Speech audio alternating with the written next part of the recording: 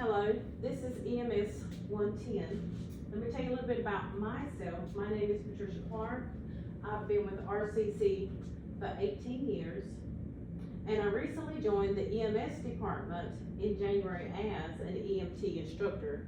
I've been a state certified EMT for the past 5 years. So today, we're gonna talk about patient assessment. So on the board here, I have the National Registry of Emergency Medical Technicians TSOP paper, and the TSOP stands for Technical Scope of Practice. This is how you will be judged when you actually go through your patient assessment TSOP.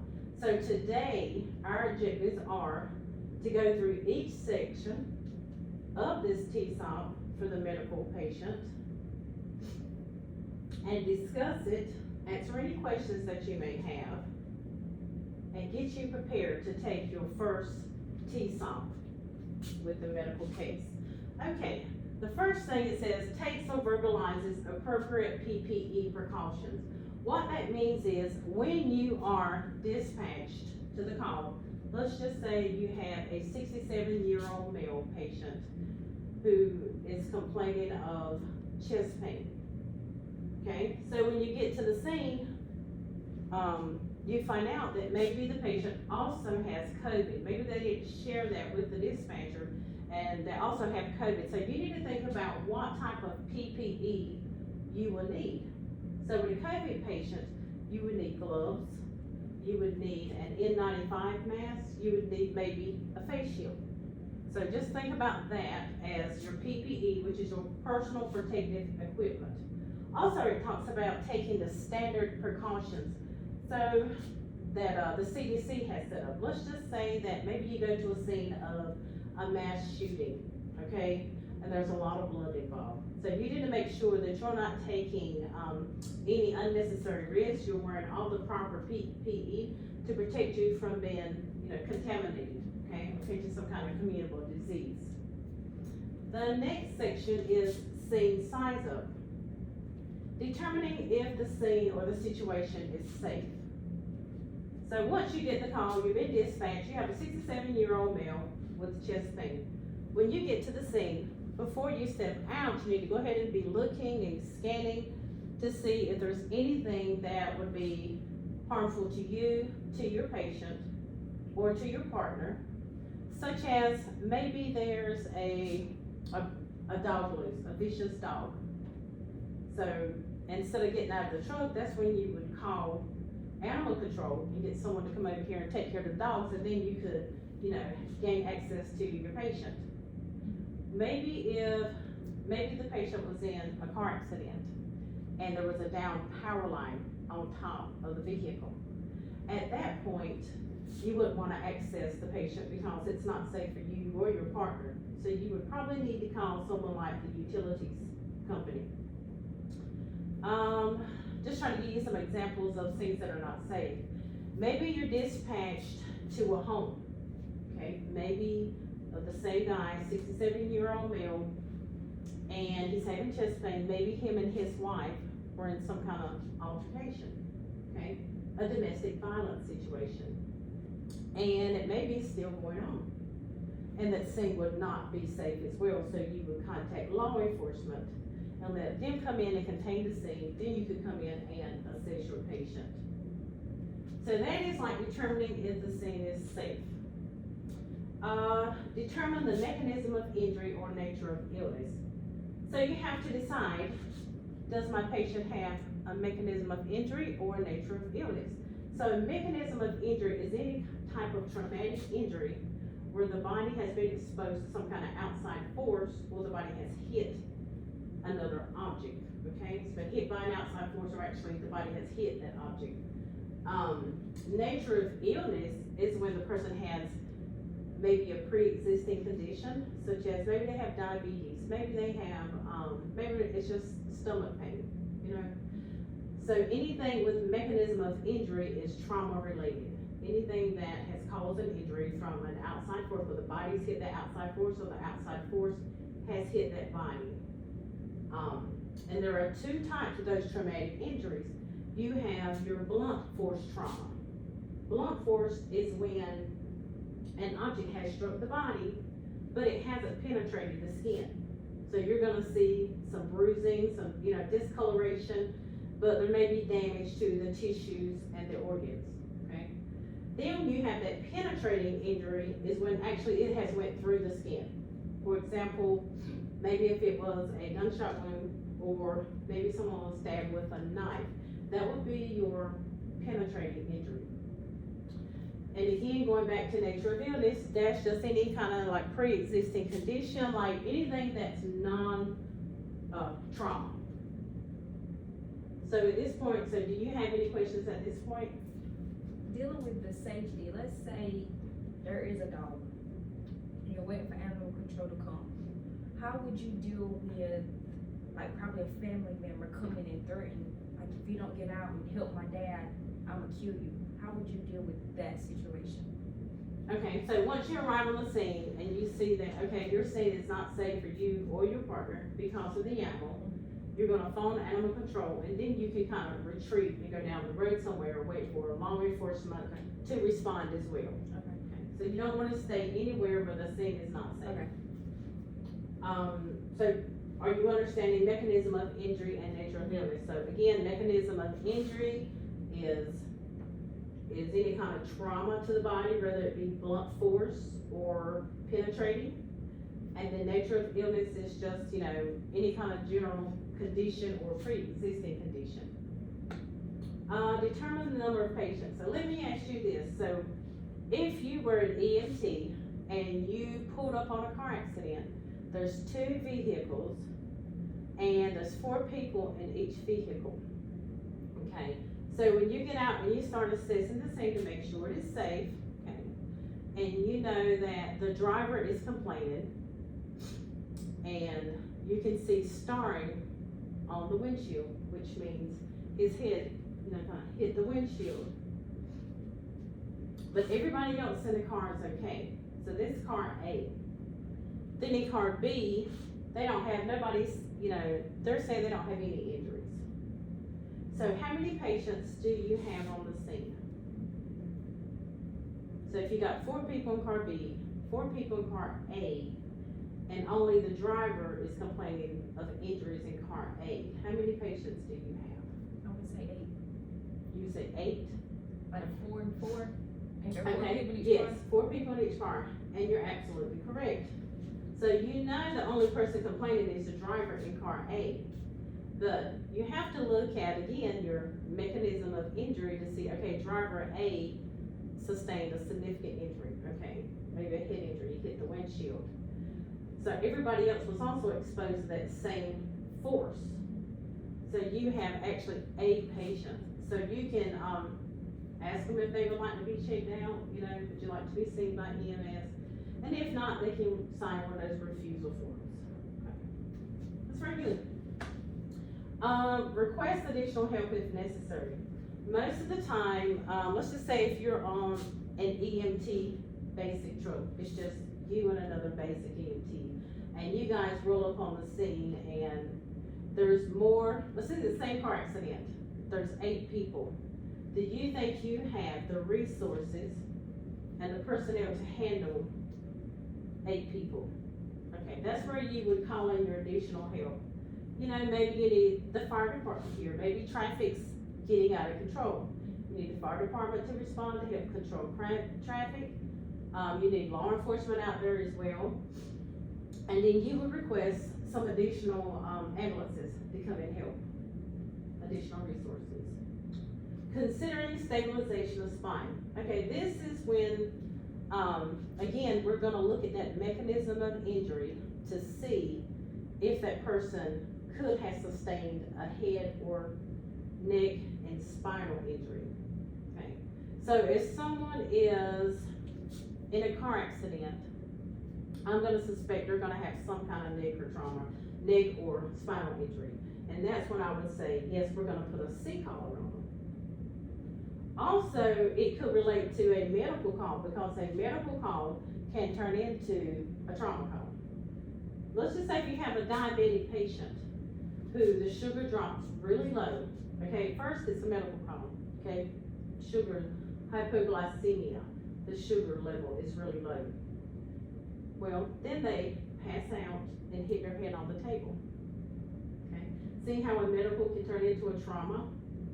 So if you walked up on that scene and they told you, mama's sugar was low and she got up to walk to the bed, she just fainted, hit her head on the corner of the table, would you think you would have an index of suspicion to use a C-spine on her? Do you think she might have some neck and head trauma? Absolutely. So that's how a medical call can turn into a trauma. So that's what you always need to think. Also, if someone has like an altered level of consciousness, you might want to consider, depending on that mechanism of injury again, putting on a C-collar, because they could have some kind of neurological deficits going on. Okay. Now before we get into the primary survey, is there anything in that scene size up that you would like me to go over? You did a good job. Okay, all right, so primary survey. Verbalize general impression of the patient. So when you walked in here today, you immediately had an impression of me, just like I had of you. So when you go on the scene and you see your patient, you immediately start forming an impression. Is my patient talking? Is my patient sitting up or are they laying down? What does my patient's breathing look like? So you're trying to ask all these questions in your head to form that general impression. You're trying to determine here whether it's a chief complaint or an apparent life threat, okay? So verbalize that general impression. Again, you're just looking to see, is my patient talking to me? Okay? Are they conscious? Are they unconscious? You're looking to see what their color looks like. Do they have good color, or are they looking kind of pale or bluish, maybe bluish around the lips for cyanosis? How is their breathing? Are they working really hard to breathe? Okay, so that's just some of the things that you look for in that general impression. So if you walked on the scene and your patient is sitting in the chair and she's talking to you, you would know that, okay, it's at this point in time, it's not, you would say it was a medical call. It doesn't look like anything trauma related. But as I said earlier, it could turn into trauma. So I'm gonna put up a picture here for you.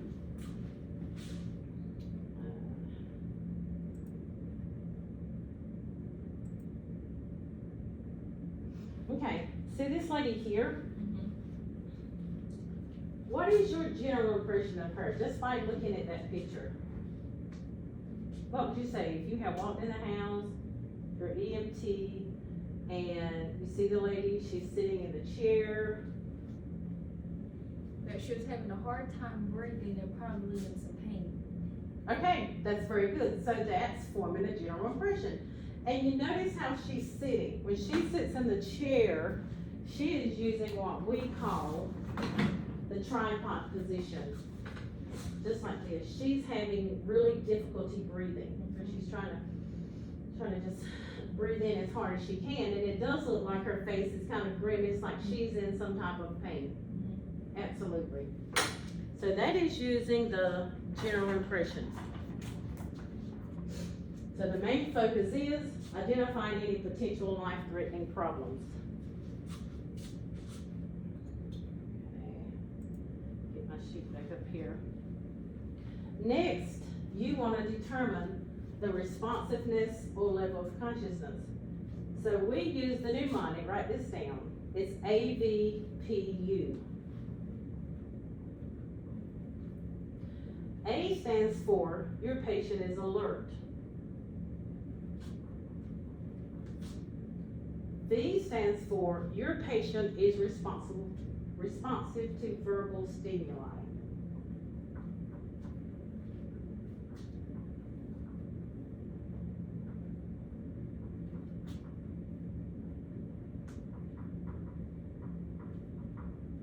P is for your patient only responds to painful stimuli.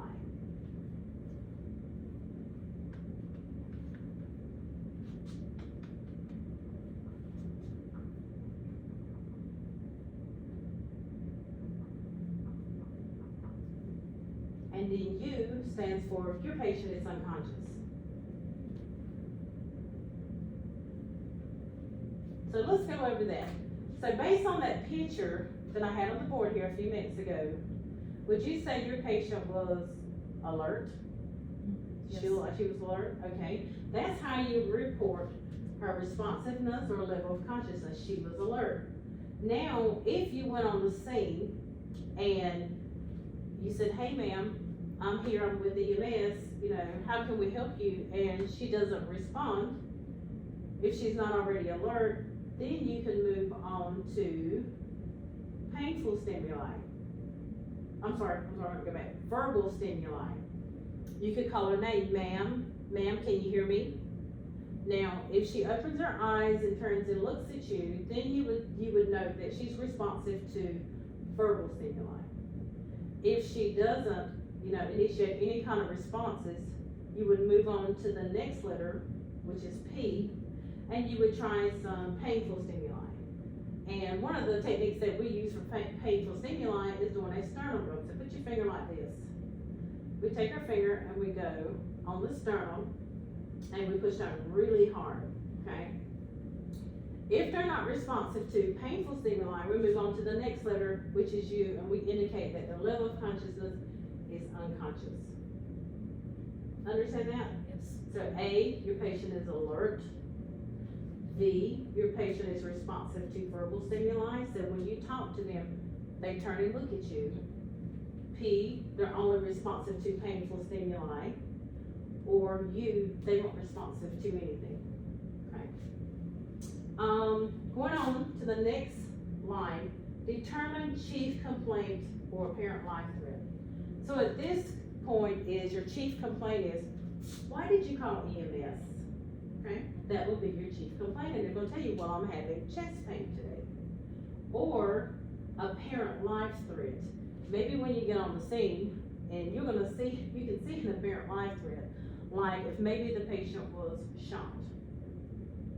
You could tell that's an apparent life threat. Maybe the patient was stabbed. Okay, maybe the patient is unconscious. Then you need to try to find out, why is the patient unconscious?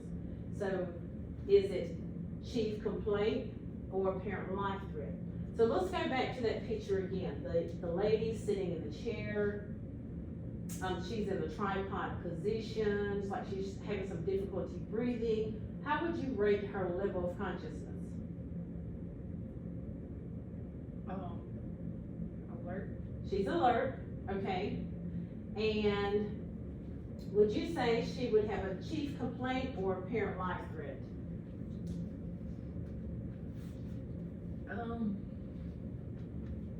So, like the chief complaint would be, why did you call EMS? So if I told you her family called EMS because she's having difficulty breathing, so would you say that was a chief complaint or apparent life threat? Chief complaint. It will be a chief complaint, Mm-hmm. but difficulty breathing could turn into a life threat. Okay. But at the moment, she is setting up. She was setting up in the chair by herself. Okay. She was alert. So we're going to say for now, her chief complaint is difficulty breathing. Okay. The next section says assess airway and breathing. Okay. So I want to make sure that my patient is alert. I want to make sure that my patient's airway is open. So when you ask the lady, back again at the picture, if, hey ma'am, how are you doing? And she starts speaking to you, she said, well, I'm just having difficulty breathing. Would you say her airway was open? Mm-hmm. Okay. So for right now, her airway is what we call open or patent. Okay. And breathing. So we need to assess the breathing. To assess the breathing, we would need to watch for rise and fall of the chest for over 30 seconds, and then we will multiply that by 2, and that would give us her rate of breathing. Okay. Give her rate of breathing. For an adult, the normal rate will be 12 to 20. Okay. It says assessment. You get a point for assessment. So you have to go to the mannequin and take your stethoscope, and then you need to auscultate, which means listen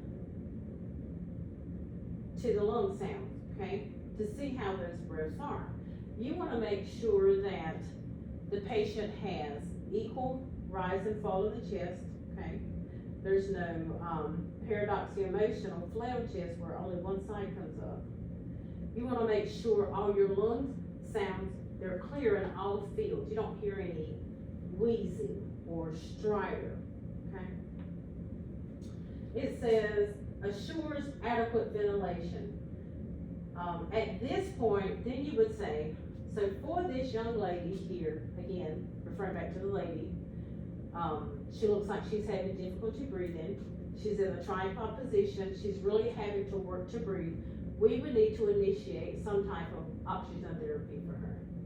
So based on what I see here, I would probably initiate a non-rebreather at 15 liters a minute. Okay? And then it says, now your patient has adequate oxygenation. Okay? We're gonna move on to circulation. So when we get to the end of this section, we'll recap again. Okay? So assessing circulation.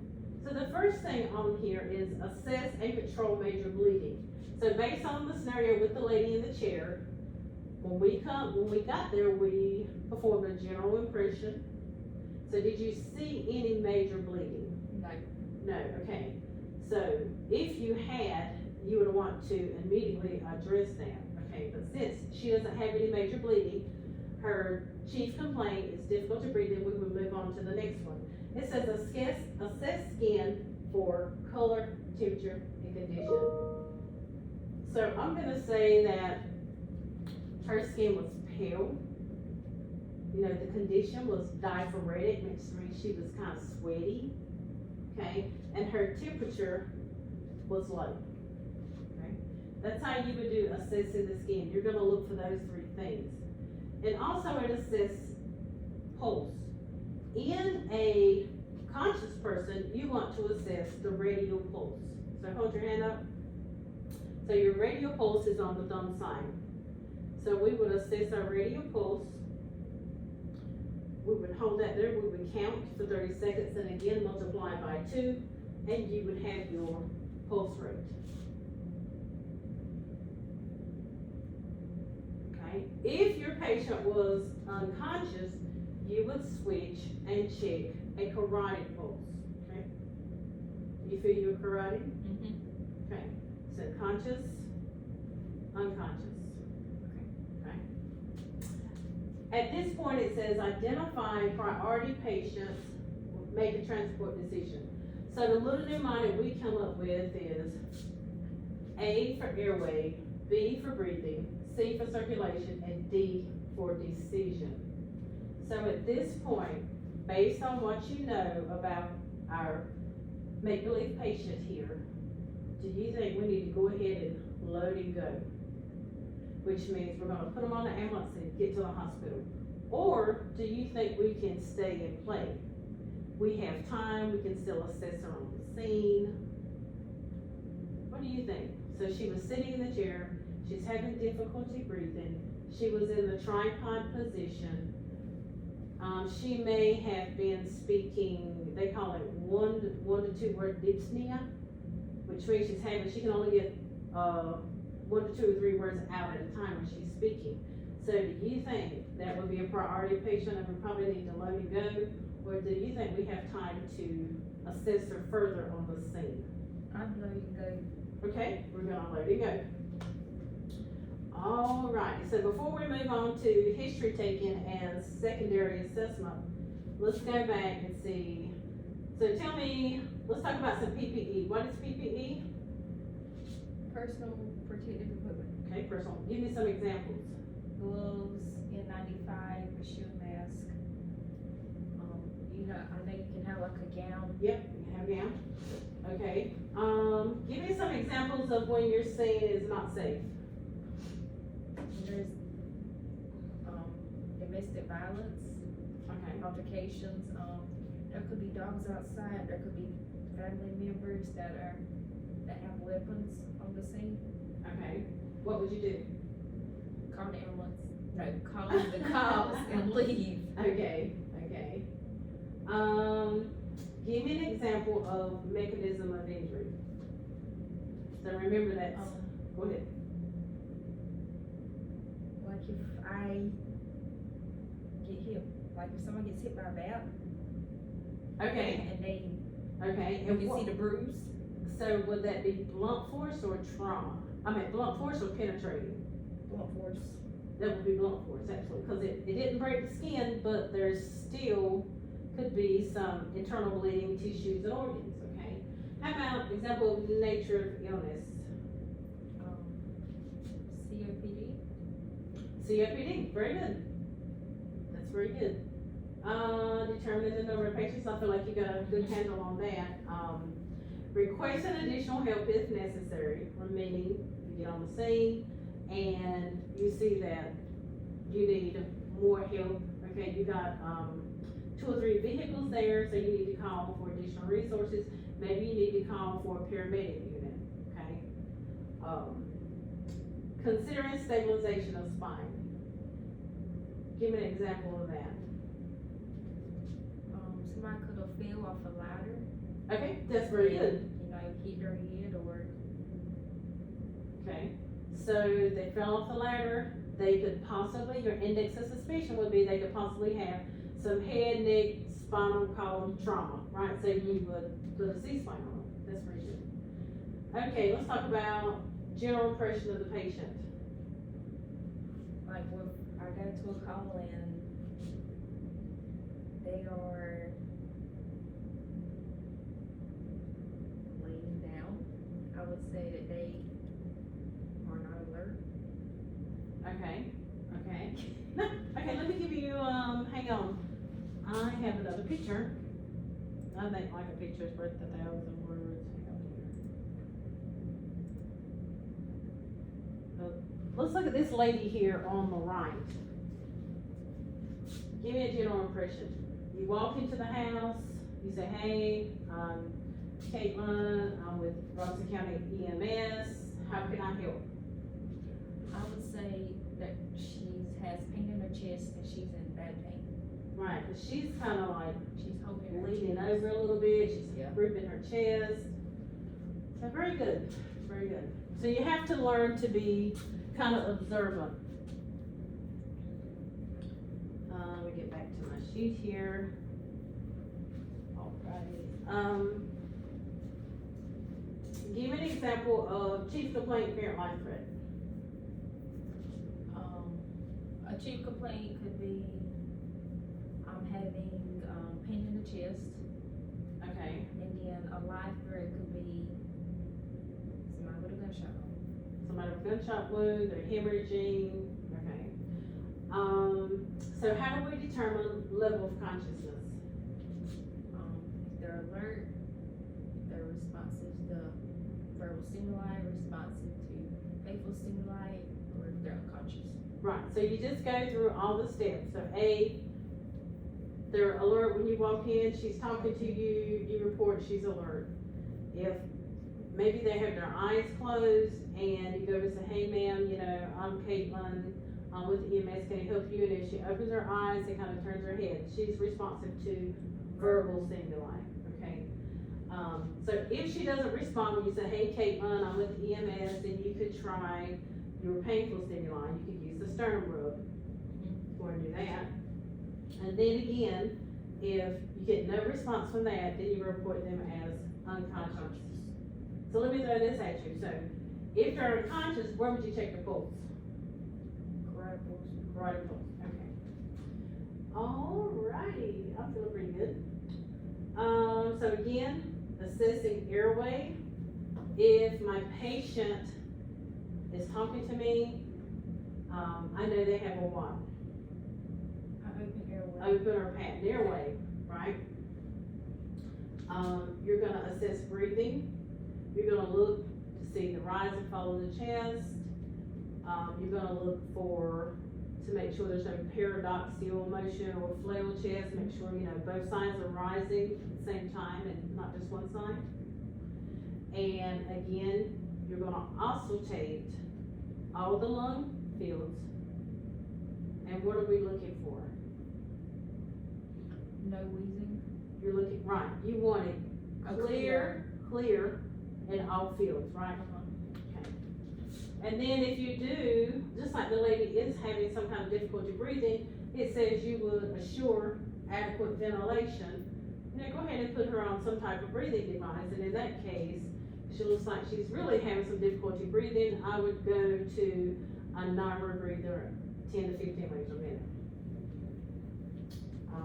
Okay.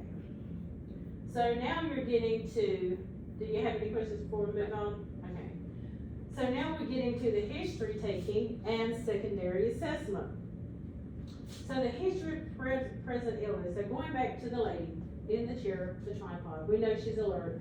We know that, let's say she's talking, okay? And let's just say if you decided to stay, okay? Or you can do this on the back of the ambulance. You can ask her, onset. So the mnemonic is, write this down, OPQRST.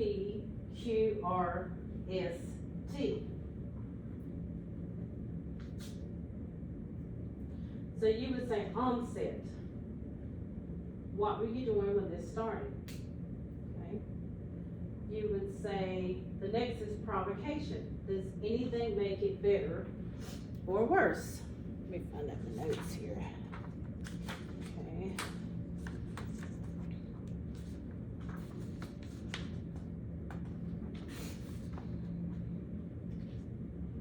Okay. Q is quality. Can you describe the pain? Is it dull? Is it sharp?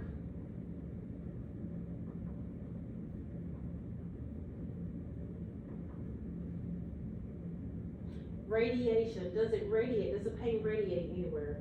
For example, like when someone's having a heart attack, they'll say I have crushing chest pain, and they may report some jaw pain and maybe some left arm pain. So pain, does it radiate anywhere?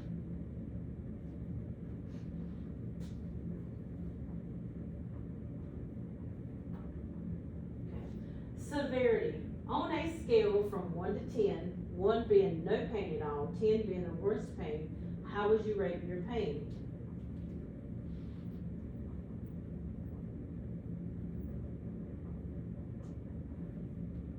And then time.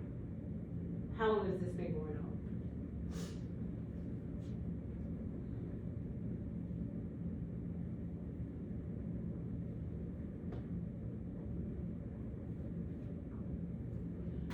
So next, the next part is your past medical history. So the mnemonic that we use for your past medical history is called SAMPLE. So write SAMPLE.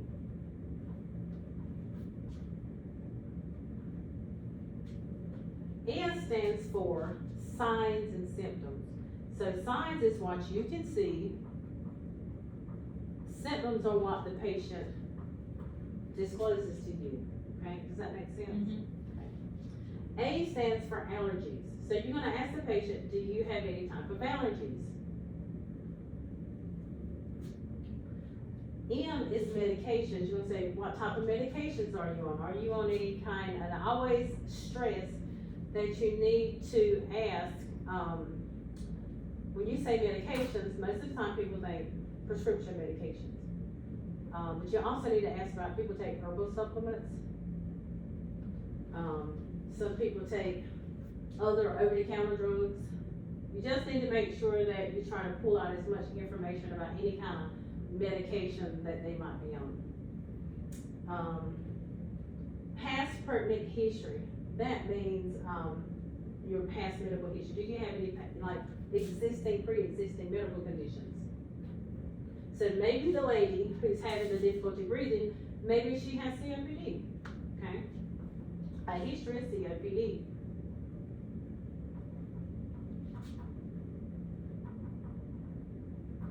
And L stands for last oral intake.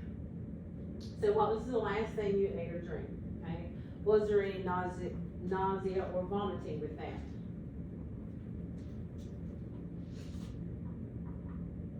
And then E is events leading up to the present illness. Okay, what were you doing? All right, so is there any questions so far about the history side and past medical history? So you do this on the truck and on scene if you decide not to take them? Right, so it just kinda all depends, right? If you have an apparent life threat, you may not get to ask any of this history part. Okay. And, you know, you're trying to save the person's life and you get to the hospital. Whereas, let's just say if it was, maybe you responded to a person with some abdominal pain. And you would have time on the scene, and you could in the back of the truck, like again, just depending on that, whether it's like a chief complaint or apparent life threat, whether you would have time to ask these questions. And sometimes, you know, you have family members or bystanders that can help answer some of this. Okay. So the next one is perform secondary assessment. It says assesses affected body part or system and completes a rapid assessment. So you have two choices here. You can do what we call, you can do a focus assessment, or you can do a full body assessment. So the focus assessment is when you can kind of narrow it down. See, it's got the different body systems listed here, to which body system is having the issue. So based on the categories here, going back to the lady again that's having a respiratory difficulty, what body system would you say? Pulmonary. Pulmonary, okay? So we would probably need to assess her pulmonary respiratory system, right? If your patient had the lady that was having chest pain, what type of system do you think we would check? If she was having possibly a heart attack? Cardiovascular, okay. So if you got on so that's how you do your secondary assessment. You're gonna like physically check the patient, okay? And then you need to know whether you plan to do a focus assessment or a complete assessment. So if you're gonna do a complete assessment, you need to, you're not sure what's going on with the patient, so you're gonna do a full assessment from head to toe. Versus when only one or two body systems is affected, you can do the focus assessment. So let's look at vital signs. Okay, so on here it has pulse. So what type of pulse are you gonna check in a responsive patient? Are they unresponsive or responsive? Responsive. Radio. Radio pulse, okay. You're gonna check your blood pressure. Do you know what normal stats are for blood pressure? Is it 120 over 80? 120 over 80. Okay, for a normal pulse rate, it's 60 to 100. Okay. It says you're gonna check respiratory rate and quality. So again, we had talked about respiratory rate earlier. You would count the number of times the chest rose, and for 30 seconds and multiply it by 2. But you would also say, let's just say the average for an adult is 12 to 20. So if I had a respiratory rate of 18, would that be normal? Okay. And you need to do the quality. When you rate somebody's breathing, does it look like I'm working to breathe, or does it look like I'm working to breathe? It does? No. Yeah, that's what I'm trying to get you to say, like with me, there's no increase in effort, I'm just breathing naturally. You can't really hear me breathing, there's no wheezing or stridor going on. So you need to think about respiratory rate, so we need to get that number, and we also need to get that quality. So going back to our example with the lady that's sitting in a tripod chair, she would probably have a respiratory rate of higher than 20, because it looks like she's really trying to breathe, and her quality, we could say, was labored, because she's working to breathe. I mean, she's sitting up on the edge of the chair, trying to breathe. Also, with your vital signs, one that we do is called CRT, it's called capillary refill time. If you take your finger, take your thumb, and you press and hold, and then let it go, it should blanch to white, and then come right back to red. Okay. We also use a device called a pulse ox to measure, we put it on your finger, to measure the amount of oxygen saturation in the blood. And the rate for an adult is like 94 to 100. Another vital sign that we use is your BGL. your blood glucose level. So in addition, this will be in addition to the few they put up here. So I will be looking for pulse, blood pressure, respiratory rate and quality. What's the ABPU? What's that tell me? If they're alert. Level of consciousness. Yeah. Level of consciousness. Then I'm gonna look for, their VGL, which is their blood glucose level. You always need to check that. That tells you a lot about a patient's status. Your SPO, which is what, when you go to the doctor, they put the little device on your finger, the CAC refill. And I also require you to share what the end title is. So end title is measured using a capnography device that tells the amount of exhaled carbon dioxide. Okay. So we're down to diagnosis. Do you have any questions about vital signs or anything? Okay. So we're down to diagnostics. So must include application of ECG monitor for dyspnea and chest pain. So we have two that we use. So you can do what is called a 4-lead, which is just basically for monitoring, or we're gonna put on the 12-lead. Okay, maybe they're having chest pain. We wanna see what's going on, so we can do like an EKG. Now, as an EMT within your scope, you can attach the 4-lead and 12-lead, but we can't read it. Okay, that will be a higher level. That's like a paramedic level. At this point, it says state field impression of the patient. So at this point, you're gonna tell, okay, I have a 56-year-old female, chief complaint was difficulty breathing, and you're gonna tell me what her stats were, her vital signs. You're gonna tell me what you did, what were your interventions thus far. So it says verbalize treatment plan for patient and calls for appropriate interventions. So again, and I just kind of included those two together just then, but now you're gonna say, okay, what can we do for this patient? Within your scope, maybe we could have gave an albuterol treatment. We said maybe she had COPD, we're just using that as an example. We already have her on a non-rebreather, 10 to 15 liters a minute. And then it says transport decision reevaluated. So at this point, depending on mechanism of injury or nature of illness, you may have already gone to the hospital, or you may still be on the scene at that point, you can say, okay, maybe we need to let it go. Maybe her condition is starting to deteriorate.